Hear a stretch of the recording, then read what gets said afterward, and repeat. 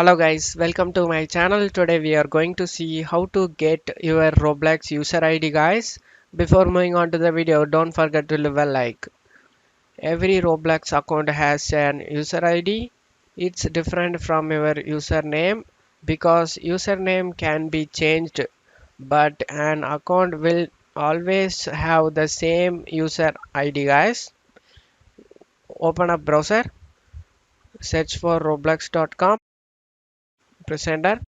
Now in here you just need to log in your Roblox account guys. After logging your Roblox account, click on this three slash icon and select profile.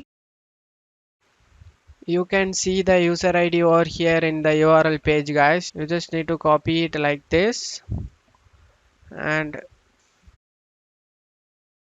that's how you get user ID in your Roblox account guys. And that's all you have to do it guys. I hope this video helped you guys. If the video helped you, don't forget to leave a like guys. You can also subscribe me and support me guys. Thank you.